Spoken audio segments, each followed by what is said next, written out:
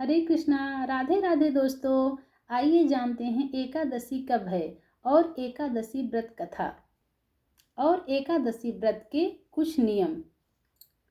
इस बार एकादशी 9 तारीख रविवार सुबह 7:40 के बाद लग रही है, जो कि 10 तारीख सोमवार सुबह 7:45 तक रहेगी। हमारे शास्त्रों की माने तो हमारे व्रत और त्योहार सूर्योदय से पहले यानी ब्रह्म मुहूर्त की शुरुआत में किए जाते हैं।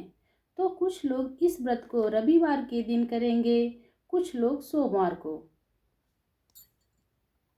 तो आइए पहले जानते हैं व्रत के पहले हमें किन नियमों का पालन करना चाहिए।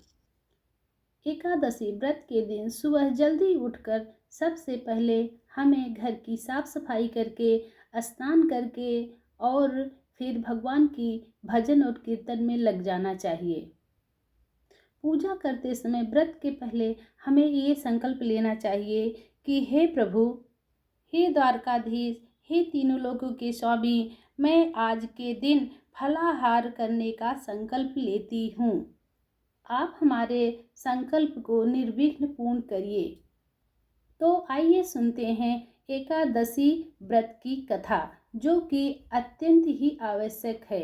हम अगर एकादशी का व्रत करते हैं तो हमें उस दिन एकादशी व्रत कथा अवश्य ही सुननी चाहिए या पढ़नी चाहिए।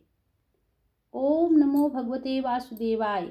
एक समय अयोध्या नरेश महाराज मानधाता ने अपने कुलगुरु महर्षि वशिष्ठ जी से पूछा, भगवान, कोई अत्यंत उत्तम और अनुपम फल देने वाली व्रत के इतिहास का वर्णन कीजिए, जिसके सुनने से मेरा कल्याण हो। महर्षि वशिष्ठ जी ने कहा, राजन, हम आपके सम्मुख आमल की नामक एकादशी के व्रत का महात्म्य वर्णन करते हैं। ध्यान पूर्वक सुनो। प्राचीन काल में एक वैदिक नाम का नगर था। वहाँ के राजा चंद्रवंशावतंस महाराज चित्ररथ थे, जो परम वैष्णव नारायण के अनन्य भक्त थे। उनके राज्य की सारी प्रजा प्रत्येक मास की समस्त एकादशियों का व्रत और नियम विधिवत करती थी। यहाँ तक कि पशु एवं पक्षी भी एकादशी के दिन आहार नहीं करते थे। इस प्रकार महाराज चित्ररथ धर्म और न्याय युक्त राज्य के अपनी प्रजा की सेवा करते थे। एक समय की बात है कि महाराज चित्ररथ अपनी सारी प्रजा सहित फाल्गुन शुक्ल आमल की नामक की एकादशी के व्रत का उद्यापन करने के निमित्त ग्राम के बाहर उपवन में एक सरोवर के किनारे कुंभ स्थापित कर छत्र, उपानह, पंचरत्न, गंध, धूप, दीप और नैवेद्य से धात्री का पूजन करने लगे। कहा, हे जामदग्ने, हे रेणुकानंदन, हे आमले की छाया में उपविष्ट, हे मुक्ति एवं भक्तिदाता, आपको कोटि कोटि नमस्कार है। हे ब्रह्मा से उत्पन्न धात्री, हे सर्व पापों को नाश करने वाली धात्री, तुमको नमस्कार है। हे देवी, तुम मेरे अर्घ्य को ग्रहण करो और पापों को नष्ट करो। इस प्रकार राजा अपनी प्रजा सहित जागरण करता रहा। दैव संयोग से एक महा अधम व्याधि भी, जो वन में मार्ग भूल गया था, दिन भर का प्यासा एवं थका हुआ वहां आ पहुंचा और वह भी आश्चर्यचकित दृष्टि से वहां का प्रत्येक दृश्य देखने लगा।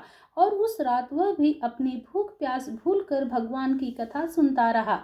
यद्यपि उस व्याध का कार्य पाप कर्म एवं हिंसा ही करना था, तथापि उस दिन उसने प्रेम पूर्वक भगवान की पूजा देखी। दूसरे दिन प्रातःकाल व्रत का पारायण कर सभी लोग अपने अपने घर गए। वह व्याध भी प्रसन्नता पूर्वक घर गया। कुछ दिन बाद जब वह व्याध मरा तो उस अज्ञात व्रत के पुण्य प्रभाव से उसने जयंती नगरी में राजा विदुरथ के घर पुत्र होकर जन्म लिया और उसका नाम वसुसूरथ पड़ा। पिता के मरने के बाद वसुरथ ही उस नगरी का स्वामी हुआ और अत्यंत न्यायपूर्वक धर्म संयुक्त राज्य करने लगा। उसके राज्य में समस्त प्रजा अत्यंत सुखी और समृद्ध थी।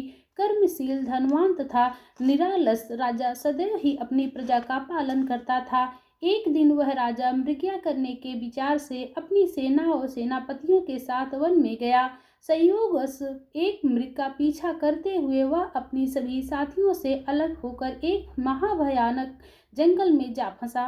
भूख और प्यास से व्याकुल हो एक वट वृक्ष के नीचे बैठकर विश्राम करने लगा। सुंदर शीतल और स्वच्छ वायु के झकोरों ने शीघ्र ही उसको निद्रा देवी की गोद में डाल दिया। राजा सभी सुध बुध भूल अचेत हो गया। इसी समय वहां पर बहुत से जंगली दस्युओं डाकुओं का दल आ पहुंचा और राजा को सोता देख नाना प्रकार के दुर्वाक्यों को कहता हुआ राजा को मारने के लिए झपटा और एक साथ ही राजा पर अनेक प्रकार के सहस्त्रों अस्त्रों का प्रहार कर दिया। परंतु आश्चर्य का विषय तो यह था कि राजा के शरीर पर किसी भी अस्त्र का घाव नहीं हुआ और न राजा को कुछ मालूम ही हुआ। तब दुष्ट और भी कुपित हुए और हजारों की संख्या में राजा पर टूट पड़े। उसी समय राजा के शरीर के एक अत्यंत तेजोमयी सुंदरी हाथ में कृपाण लिए हुए निकली। उसको देखते ही दुष्टों के हाथ पैर ढीले हो गए। जो जहाँ था वह वहीं खड़ा रह गया। वह सुंदरी पैतने बदलती भगवती चंडी के समान समस्त दुष्ट मंडली को समाप्त कर अंतर्ध्यान हो गई। दुष्टों के कोलाहल एवं आर्तनाद से राजा की निद्रा भंग हुई। उसने ज्यों ही आंख खोल कर देखा त्यों ही उसे चारों ओर लाशों के ढेर दिखाई पड़े। तब राजा ने कहा, किसने मेरी रक्षा की? इन दुष्टों को किसने मारा? उसी समय आकाशवाणी हुई कि भगवान के सिवा कौन किसकी रक्षा करता है। ऐसी आकाशवाणी सुन राजा अत्यंत ही प्रसन्न हुआ और घोड़े पर सवार हो अपने नगर को लौटा। हे राजन, यह आबल की एकादशी अपने भक्तों की रक्षा कर उसे वैष्णव लोक का अवश्य अधिकारी बनाती है। तो आइए एक साथ जयकारे लगाते हुए बोलते हैं, लक्ष्मी नारायण भगवान की जय, एकादशी की जय। श्री कृष्ण गोविंद हरे मुरारी, हे नाथ नारायण वासुदेव।